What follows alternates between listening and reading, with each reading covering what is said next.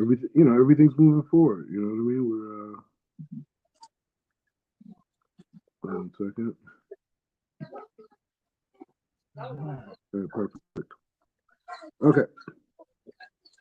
So everything gets. I know this is kind of like a impromptu class. We usually don't meet today, but I was just looking at the safer, and it was just like, wow, we only have literally like a few more chapters to go, and they're not very long. And so I was just thinking, like, you know what, let's just finish it, and then on Wednesday we could start a whole new system, right? So we're figuring it out. We probably will stay in Rob Ashlag because like we're already on that path. You know what I mean? So here's another book that like really explain because the key thing is you want to be able to have the language to go through the text, right? In the systems, right? So that's more so what we're building to. So we will probably stay on Rob Ashlag. But anyways, like this. Okay, so this is a really big deal, and this is something that really was a big deal in yeshiva, right? So in yeshiva, we would have this thing called a siyum, right? And so a siyum is actually a process of a celebration after finishing an entire book of Torah, right? And normally people do it over the Gemara, but you could do it over any book, any sefer. Preferably older the better, right? So, but it's a big tradition, and the thing about it, we would have these big parties around it, and everyone would be coming and this and hanging out and this and so but the main point is for the people who went through the process of learning the sefer to recall mentally where they were at when they first started, right? And to be able to say like, where was my understanding? Where was my knowledge? What was my clarity? What was where was I at? Right? Because there's so many different points. Because the point of the safer is that it's there to change you as a person. It's not there for intellectual. I mean, yeah, you have that part too, but the main idea is for it to change you, right? And so that's the idea around the Siyum. And so anyway, so this I want to look at it a little bit. Yeah, I want to look at it a little bit of just the idea because I want you guys to see it. So you have here. There's the thing. Okay. Okay. So all right. So I was just looking up some stuff. So here's the thing. So this is what we're doing. We're doing a Siyum, right? So you can see this is a real thing. Like it's a thing. You see all the stuff. They got pictures there at the table. So Susia means completion, right? And so it means that you're celebrating the completion of a process. In Judaism, occasionally plays Siyum. He said this is the completion of any unit of Torah study. He says most common units are a single volume of Talmud or Mishnah, but there are units of learning that maybe lead to a Siyum. He said the typical structure of the event includes so Siyum is. He said so. Hold on one second. So Siyum is a event, right? It's an event, and it's an event. And so if we had 10 men here, we would say Kadush, and if we were all together in the same place, we would have the meal, because as we learned that the soul itself is an expression of the body. And as a soul is fed, so does the body become fed. Hold on a second.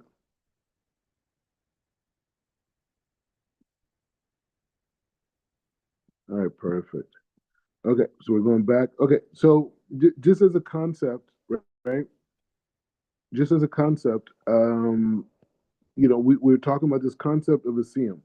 And this is a very powerful practice from an academic standpoint. If you want to just go, like, just make it totally Gashmias, you know, it's a very powerful aspect, this idea of a siyum, because a siyum creates learning culture. It creates a reward system around learning, right? And it's something that makes us realize how powerful the literature that we have in the Torah, right? And by our sages, because the what Rav Ashlag did for us, he started us a point at asking questions that we never even had answers for. right? We never even have, even if you don't agree, say maybe there's somebody else out there that could maybe give me a better answer. Okay, fine. But the fact that you believe that there's possible for an answer came from this study. So he says the custom to make a siyum is first mentioned in the Talmud. Where is it mentioned at? It says, "Grant me my reward when I see a young Torah scholar who's completed a tractate. I make a celebration for the rabbis." Okay, so knowledgeable people, this type of thing. All right. So anyway, the point is saying that the main thing is understanding that the emotional experience when we really open our hearts and we really see what Hashem has done for us, and we look back and we say like, "Wow, look where I started at." Like look at the questions, look at the idea, look how Rav Ashlag, look how he built me in a safer. Look how Hashem infused me to have the consistency to be able to come and learn, to open my heart, to give me the strength, right? I could have found so many excuses. I could say, "Oh, I'm busy. I'm doing this. I'm doing that. Oh, maybe this isn't the right time. I could learn another time." I could have did all that, but I didn't. I stayed consistent, and we did it together as a group, right? So it's a really big deal, and it's really something to be proud of. In the fact that we did a Kabbalistic sefer, which is the highest level, right? That's even a big thing, right? So we know when we learn something so deep and so big that this was part of why our soul came into this world to learn this, have this moment together that we learned and we went through this process. So it's a big deal. And so that's why I want to just do a special thing for it and just kind of like, and just really think on that and really inspiring that culture of learning. Because a lot of people think like, oh, I got to run, I got to go to the rabbi and, I got to convert and this whole thing. But it's just like, what do you mean? So you go in the water, you're different? You do these things? No, you learn, you build, you live it. And if you want to join a collective community at some point, okay, that's your choice, but that's not a requirement. The requirement is to be righteous, right? And to live in accordance to God, right? And raise your family, your flock, and such. So that's the idea over there. You know what I mean? And so that's um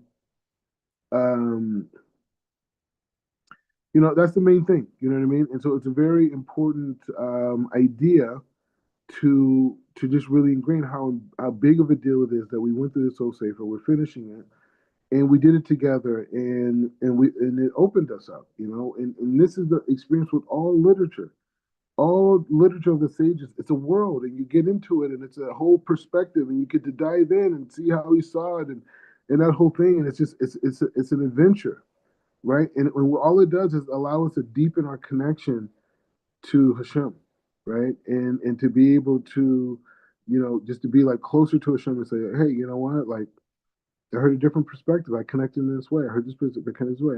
This safer is like this. This safer really gets me. That safer doesn't. This is the learning culture. This is not the mainstream people you see talking, about politics and war and all this other stuff. But this is the culture that I was exposed to, and this is why I'm here. Because that was culture. Okay. So that being said, let's go into Rav Ashlag and to see what the ending of this amazing sefer that really put us in. And I want you guys to think about this in words, just in terms of your own personal thing. So it says, "Ve'el tamit al ze she'adam partiyam gigiru." Gigiru. Okay, so it says like this. So let's this word for a second. Hold on a second. Sometimes that's just the word. It says giru. Giru. Okay, Giru. All right, so it says like this. Okay, so this is a very big deal, and it's something to really like. It's really important to concentrate on these points because they're very, very important points to the build this final part of this idea. He said, "Do not be surprised that a single person can, through his actions, cause the entire world to ascend or descend." Okay, he said, don't be surprised that a person can make the world go up and go down in one person. He says there is a fixed rule. The macro and the micro are the same, like two drops of water. Everything that occurs at the macro level happens at the micro level. So he's talking about this idea of macro and micro. So you could say, like, for example, God is macro right? And we are micro, meaning the light of God, not God himself is beyond logic, but the light force of the creator that fuels us comes from a singular entity, but it goes into all of these different vessels. He said the opposite is also the case. The micro acts upon the entirety of the macro, right? So he says even the smallest is a reflection of the biggest. He says the macro would not fully be revealed until all of the micro is revealed as well, proportionally to the measure and the quality of each element in the micro. So, so anything is like this. So we're seeing participation, right? We're seeing something very, very big affect things that are very small, and we understand that the things that are very small, we can only the thing that's very big can only be manifest through the full revealment of the thing that's very small. So they have this relationship together, right? So it's important to see that. So there's this participatory relationship in creation, right? Where where the where there's a general mechanism, and then within that general mechanism, there's small parts of elements that are unique, right? And they're all unique, and so you can say those are the micro, right? So he's showing us that participation. We'll see why. So it says, Bahaya Mechibu, he says, Kibura, Yipikuna Mina Liguta Baridachame. So he says, Uze, so he says like this.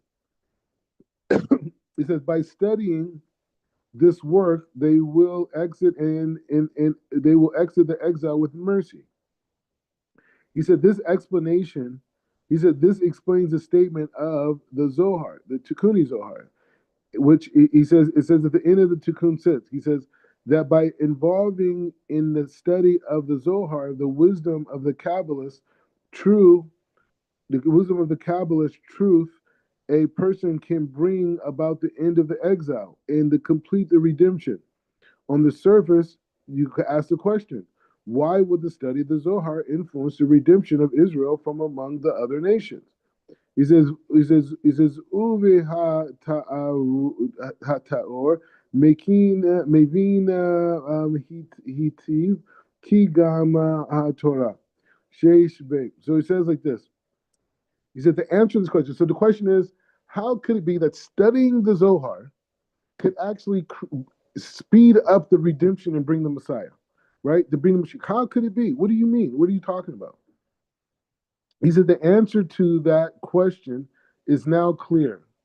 For the Torah also contains an internal and external element, just like the Torah, just like the world as a whole. All right. So he says the Torah contains an internal and an external element. The Torah, the world also has an internal and external element, right? We got to follow the stages. Hence, those who study the Torah have the same two aspects. So people who study the Torah has those same two aspects, right? Because the Torah has an internal and external. So a person who studies the Torah has this thing too. He says, to the extent that a person increases his efforts in the internal aspect of the Torah and its secrets, that is the extent to which Israel, the internal aspect of the world, ascends above and beyond the external elements of the nations of the world. Right? Okay, so he's saying like this. When you look at all of the creation of planet Earth, all the human beings, the internal aspect of that world is Israel, and the external aspect of that world is the other nations. So he's saying that when a person, he's going to say it in a second too, he's going to say also that we as people also have the internal aspect of Israel, but we also have the external aspect of the other nations. This is also part of our makeup. And so we're saying here, when a person studies the internal secrets of the Torah, they elevate the internal aspect of the world, which the other nations see as great. So it keeps saying like this. He said to the intent a person increases his efforts in the internal aspect of Torah and its secret, that is the extent to which Israel, the internal aspect of the world, ascends above and beyond the external elements, the nations of the world. The other nations will then admit and recognize the greatness of Israel. He says he says until they fulfill the verse, they will take of those people and bring them into their place. And the house of Israel will possess them on the Lord of lands. I mean the Lord on lands, slaves and bondmen. And he says and they will be the captors to their captors, and they rule over those who oppress them.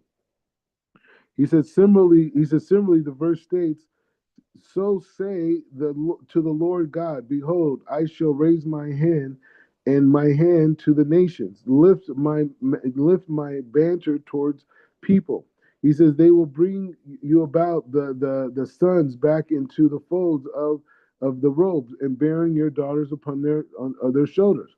So he's saying there's going to be a time where other people will oppress Israel. They're gonna suffer. And the thing about you hear the Hebrew Israelites, on the streets, they say this, right? And they're really vocal about this point. Now, the thing is, there's truth there. But the question is, how does that manifest? And what Rav Ashlag is saying here is that it manifests from the standpoint of studying the secrets of the Torah, because the secrets of the Torah represent the internal aspect of creation, or of the Jewish people. And as the internal aspect of the Jewish people illuminates, so will the rest of the world illuminate, because they represent the internal aspect of the world. Im chetz alei fakid she'ha'adam mi Israel mi shapir mi alet. So he says, yet God forbid the opposite could occur. A Jewish person could determine the internal aspect of the Torah and its secrets, which address the structure of our souls in their levels, as well as the role of the intellect and the reasons for mitzvot. Instead, he could focus on the external aspects of the Torah, which deal only with the practical. So these are people, like, it's good to learn, but the very just practical points, like this is the halakha, this is what the parsha says.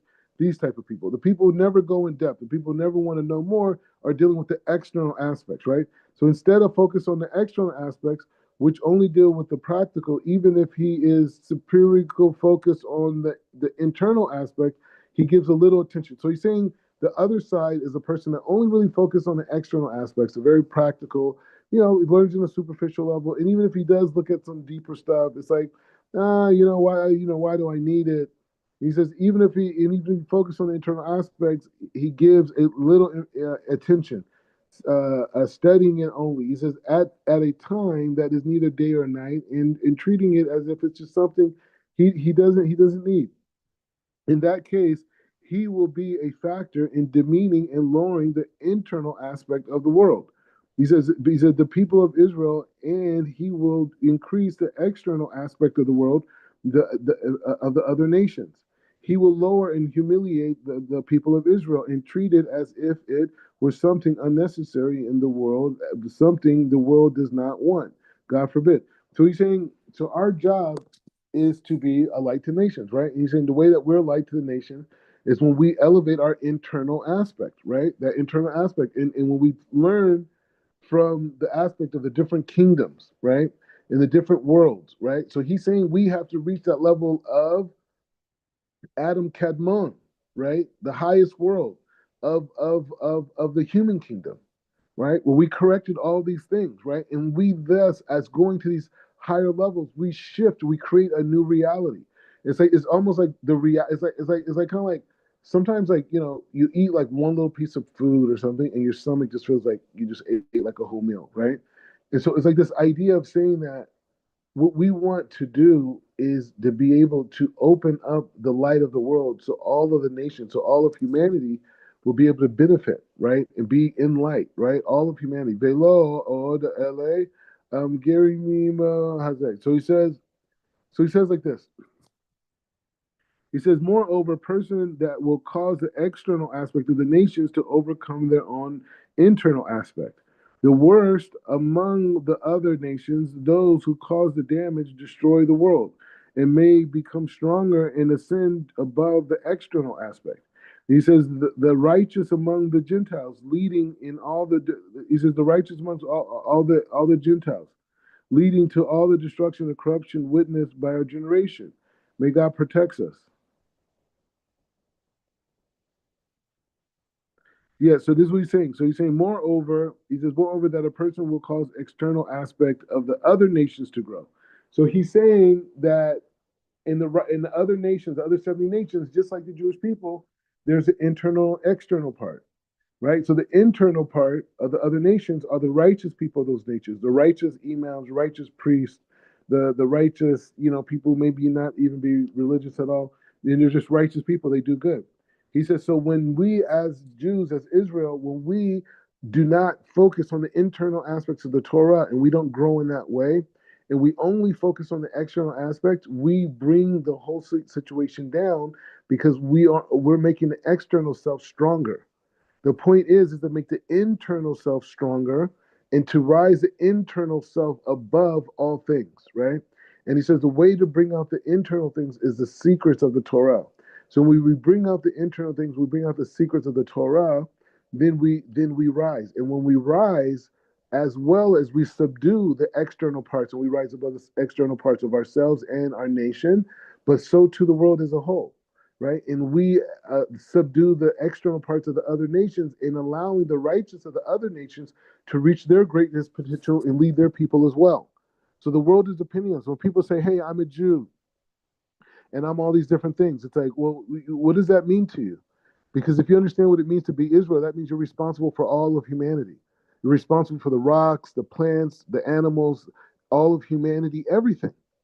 And your performance of the mitzvah, your performing of the commandments, and to elevate yourself is the mechanism that elevates the world. And if we're not doing that, the world becomes anti-Semites.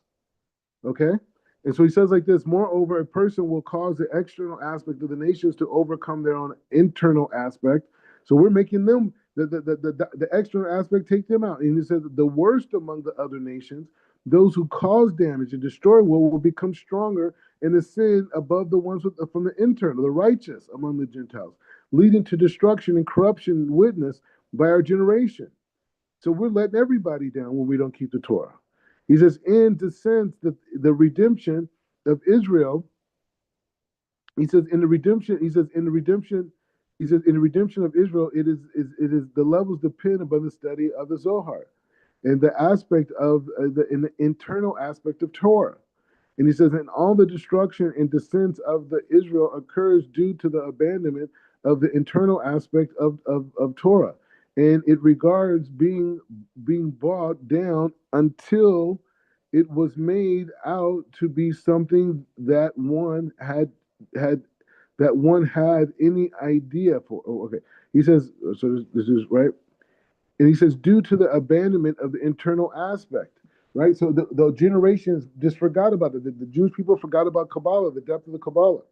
And he says, due to the abandonment of the internal aspects of Torah, and its regards being brought down upon, being brought down upon. He says there are external aspects of the Torah in regards to being brought down until it was made out to be something that no one had a need for, right? It's an interesting thing. He said, like over generations, like it just became that way.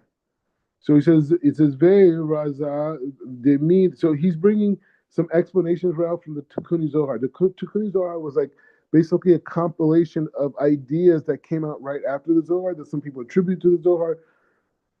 It's kind of like in the concept of a brisa in a way, for people to know what that is. So it says, Veraza demila kol omer kara kigon. So he says, Karab na hayasha one echa ve'elamim mi kadoshim tefine. He says tefine. Okay, so he says these are going to be different statements from the Zohar, but this is from the Tikkun Zohar. It's not it's a whole thing. We'll get into it later, but it's very poetic stuff. But he's going to bring meaning to it. He says, "Wake and rise for the sake of the holy Shekhinah, for you have an empty heart devoted to the empty heart devoid of understanding. You cannot acquire her Shekhinah, even though she is within you.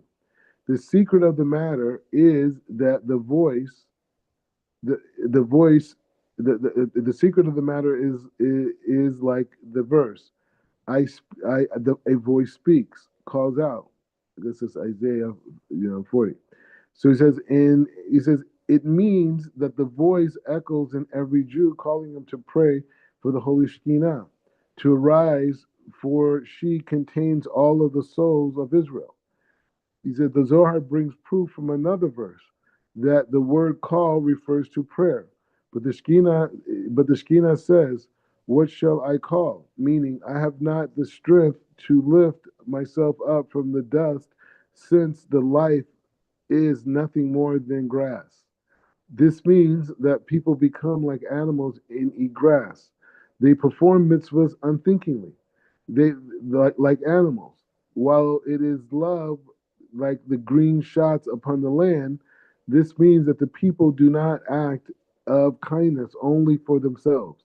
When they perform a mitzvah, they do not have intention to grant sanctification to their creator, but only for their own benefit. So he says, so he's talking about people who do Torah mitzvahs from a very superficial level, right? And so when we're talking about this idea of correcting the soul and bringing the redemption and learning the secrets, is only from the depth. That's how we could put so much of ourselves into it. Afilu kol inun vedim makalalim beoraita kol chesed de vadim. So he says, even the best of them who dedicate themselves and involved in the Torah, they only do so for their own betterment, without the purpose of intentions of the great sanctification to the Creator. So he says, there's people that do the mitzvahs and say, hey, if I do the mitzvahs, I'm going to be rewarded. I'm going to make a certain amount of money. I'm going to have this. I'm going to be able to do mitzvahs. And I did my part. But he's saying, but this is not the point, right? This is not enough, especially to save our generation. Behehu nim zimna vekol ruach holech ve'ala yeshuv. So he says, and at the time during the generation, there will be a passing spirit that never returns. It says in Psalms. And he says this refers to the spirit of the Messiah who needs to be redeemed, who needs to redeem Israel from all of their troubles, leading to the complete redemption of, as the verse states, knowledge of the Lord will fill the earth. He says, and this spirit has left and abandoned the world, and it does not provide light.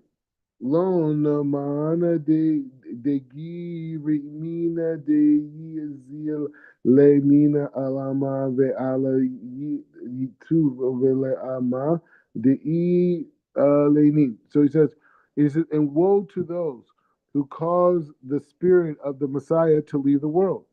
Right? So the people who are only focusing on the external aspect, the superficial, the not the depth, Rav Ashlag is saying that these people cause the soul, the spirit of Mashiach to leave the world.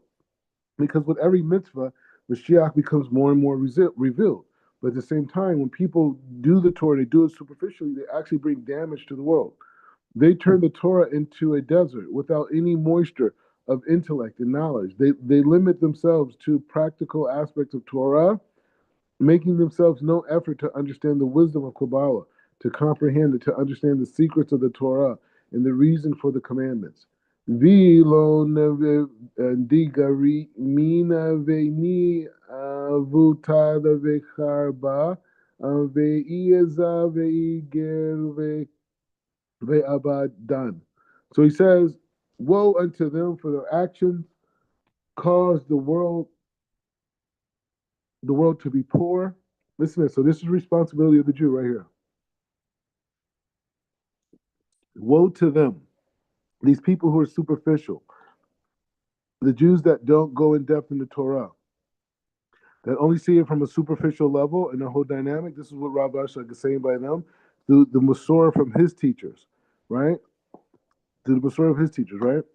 So he says like this, to those people on a superficial level, and it is big people. There's a whole big lineage. So he says, "And woe to them upon them, for their actions cause the world to be poor, to be destroyed by the sword. They cause corruption, theft, and death and destruction." This is what we this is what we believe that we bring to the world by not being Jews. The world was created for us to elevate it, for us to be stewards, for us to direct humanity to righteousness. And when we don't lead that way, we're heavily punished for that reason, right? So he's very deri ham who kemo de sheva erenu sheva he shivot ko. So he says the explanation above passages in the Tikkun Zohar follows from what we stated above. Since all those involved in Torah uh, de- um, denigrate their own external aspect and the external aspect of Torah, abandoning the internal aspects of the Torah as if it is something that no one in the world wants to be involving themselves in at it at any time. That is neither day or night, or like a blind person feeling his way around a room. He's not into it. He's just kind of like going through the motions. The rabbi said he should do it, so he does it, but he's not into it. He said, in this way, they increase their own internal aspect, meaning they benefit their bodies as well as the internal aspect of the Torah, which they prefer to internal aspects.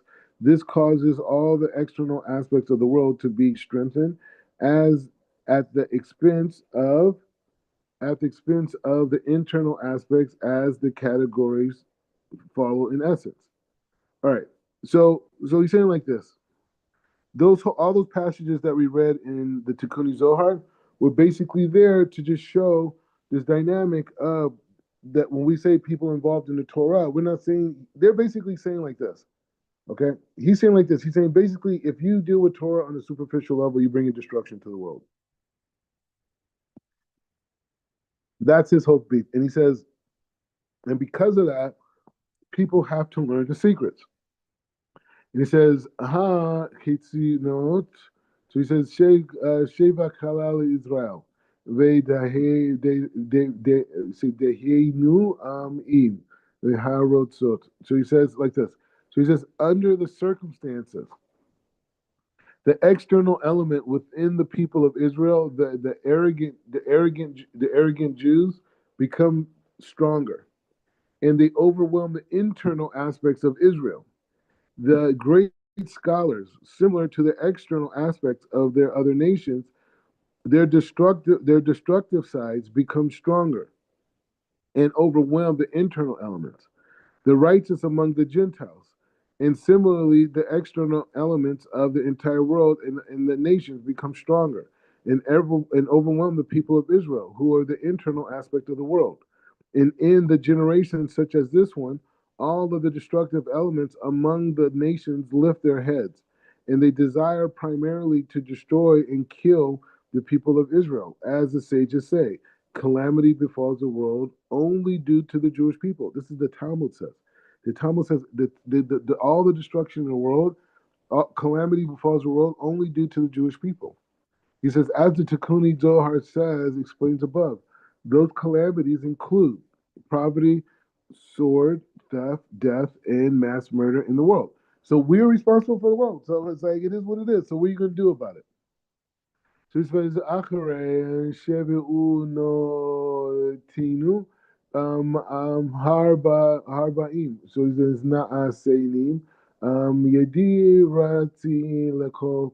So he says like this, due to our many sins, we have witnessed anything anything described in that passage in the Tikkun Zohar. The divine attributes of justice has attacked our best, as the sages state.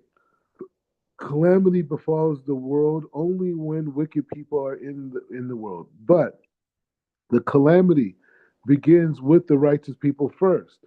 And so he brings this example from Germany, and he says, like, look at all the people in Poland, Lithuania, all the European Jews. He says, now look at them. All that darkness came to them. He says, now there's only a fragment of that community in the Holy Land, right? There was 250,000 in Poland alone of just Hasidic Jews that were there. He said because that darkness came, he said those people all were killed, and a few of them that survived, moved to Israel. And it says, and those who remain must now repair the horrible distortion of the situation.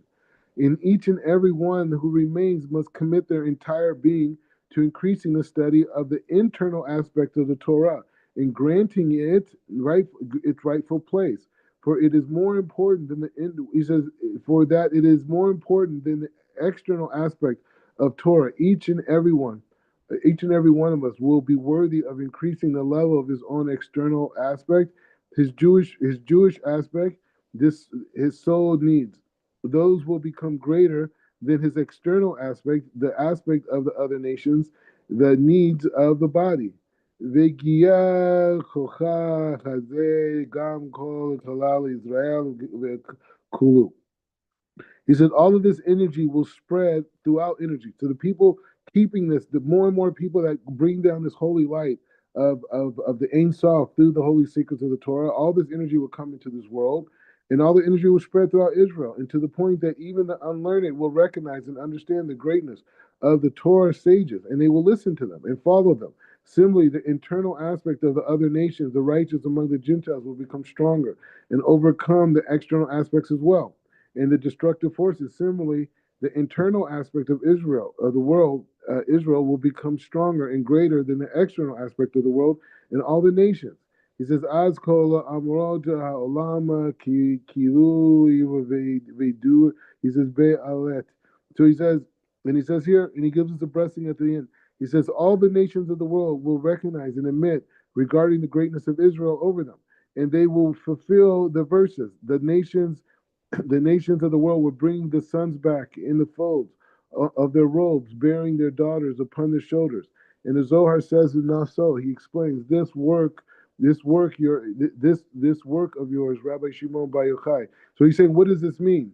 What does this verse mean? So he said the Zohar understands it like this: this work of yours, Rabbi Shimon Bar Yochai, is the Zohar, and it will bring you out of the exile in mercy. As I explained, may it be God's will.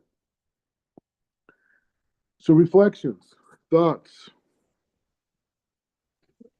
Well, have a lot of thoughts, a lot of reflections. That this whole, I think a good place to just start is, there's a going back to that we're responsible for the world, that the whole world, that we are responsible for the whole world, because it makes me think about ethics of the fathers. There's one that says that I really love. It says that where there is no man, be a man. And so if there's a place that there's a void where there's not a man present, and there has to be a man there. If you look around, you don't see another man, that you need to step up. And for Israel, we are supposed to be the priest of all the world, and we're supposed to guide the world into righteousness. And in doing so, that's our responsibility.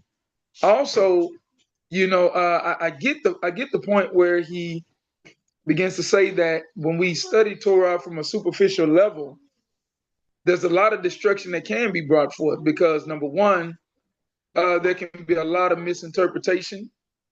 Also, if you don't have the tools and you have the knowledge, then what you can do is you can actually be looking at teaching the Torah or presenting the Torah from a standpoint like you see within the Christian church, how pastors and ministers have basically begun to teach and preach and minister basically for personal gain, to actually make a business opportunity out of it and utilize it in that way, disregarding actually how to develop holiness, how to actually teach holiness. A lot of times people come and say, look, hey, you want to be holy? Just keep these commandments. Well, When you keep the commandments and you keep the Torah, that's one thing. But understanding why you do it and what's happening while you're doing it, and being intentional about doing it, and being happy to do it, understanding that when you do halakha, when you do that you have all these opportunities throughout the day to pull and to bring light down. That is about you bringing light down.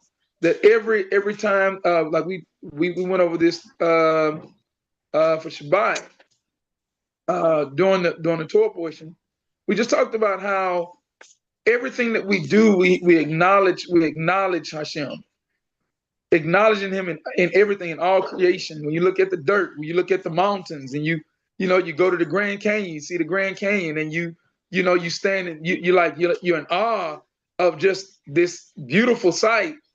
But then you give that awe to Hashem. You say, Baruch Hashem, for allowing me to see your handiwork, And so everything is attributed to Him. And so when you do that, and that becomes a natural thing that you're intentionally doing, you realize that no, hey, I gotta get some blessings in today. I gotta get some brachos in. I have to pull some light down today. I have to do that because that allows me to share it. And without studying the Zohar, without studying these things, you don't even understand that that's what you're doing. You don't really, you're not able to frame what you're doing. And so now you're just doing it just because if you only learn and you think like that from a superficial level, it's easy to be shaken. It's easy to be shaken. This is why many of our sages, many of us, they died. They literally were being murdered. They were martyrs. They went to death because they understood that they were dying for the sake of heaven. And it's like, hey, I'm not going to stop. I don't know what, I can't remember which rabbi it was, but he actually asked that his tongue would be cut out. Mm. Yeah, so that he would not stop sharing that light. So that he would not have deceptive words or forsake the ways of his fathers. I can't remember his name, but the idea is that they understood that, hey, even me dying, like Rabbi Akiva, when he's dying, he quotes the Shema. He's literally quoting the Shema, and while he's quoting the Shema, he's asking the question. He's teaching his Talmudim. He's teaching them. They're actually asking him, what? Why are you're going through all of this? Why are you quoting the Shema? And he said,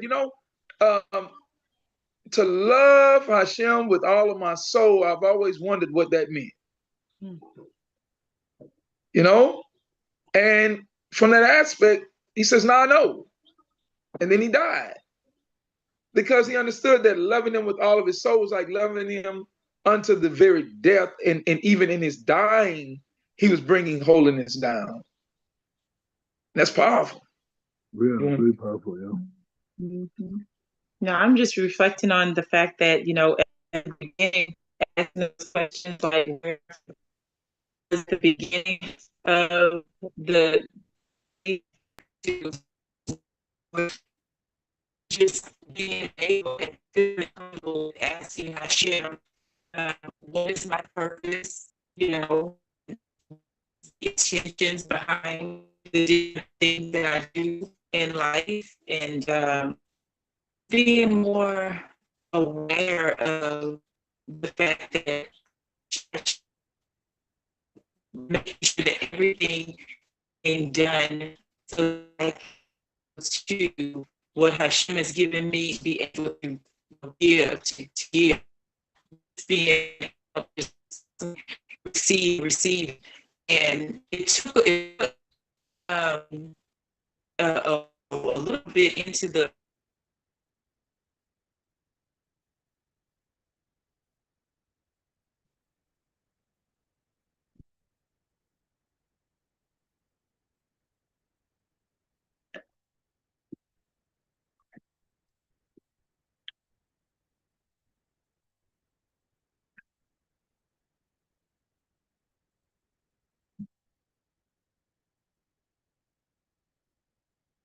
Okay. Go back. Okay. Just, reflecting on where I started and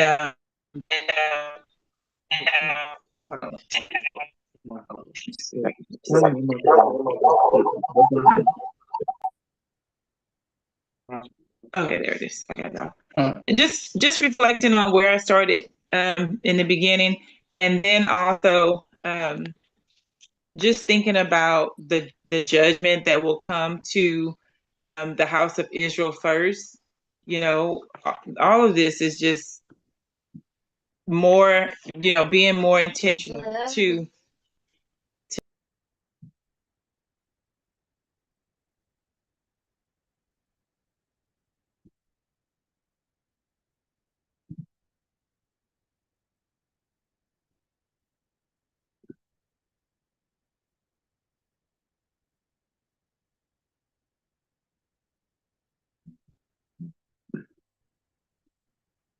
but that's it.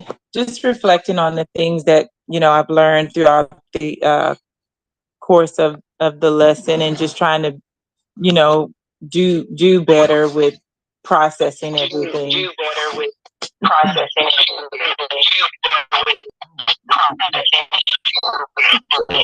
Mute yourself. Sorry. I have to get this. Okay. Yeah.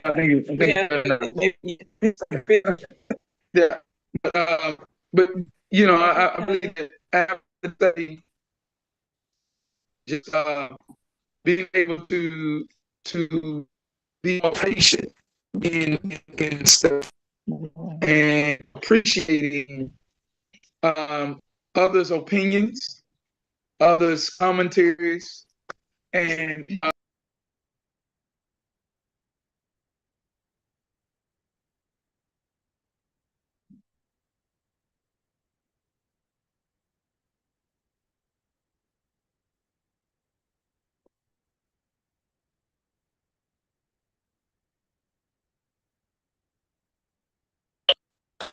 and just learning how to challenge myself, my family, and others on looking deeper, getting more information about what the Torah means.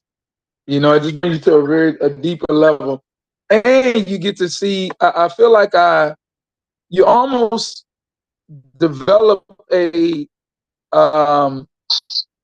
type of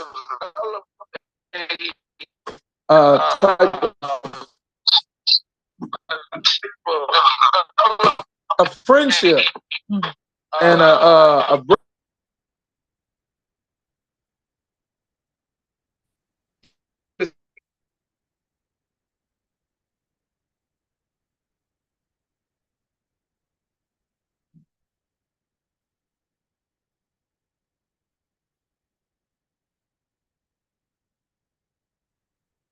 Let's do this. So what we'll do is this. Some technical issues. So yeah, just having that level of the fellowship with our ancestors. You really you get to hear their.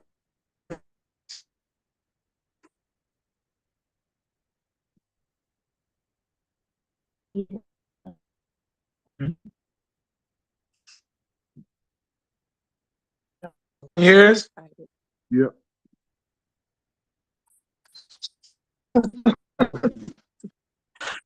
Okay. All right. Can you hear us now? Yep.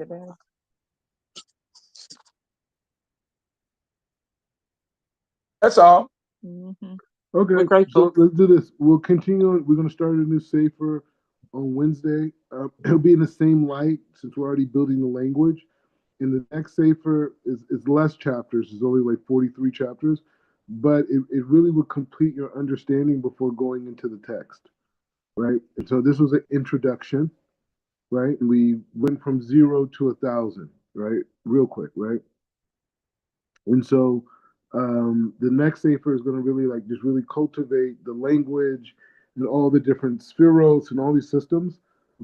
Excuse me. And so from there, we'll be able to, continue on. But it just, for me, it's just such a pleasure because this is like, this is like this is a virtual yeshiva. You know what I mean? So we're learning, we're doing classes around the world, nonstop on this YouTube channel. But this is the virtual yeshiva. So it's just, this is the first sefer that was completed, right? And it was completed with you guys, the couple, and it was an introduction to Rav Ashlag. So it was just a great, honor for me. And, my teacher, who I started with, was a student of Rabbi Brandwein, and Rabbi Brandwein was Rav Ashlag's student.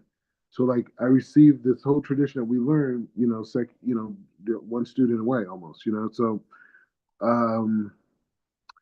so anyways, so yeah, so it's just a big opportunity. So we're just going to continue on. We're going to continue building, but you should reflect more a little bit on it, especially now, and celebrate.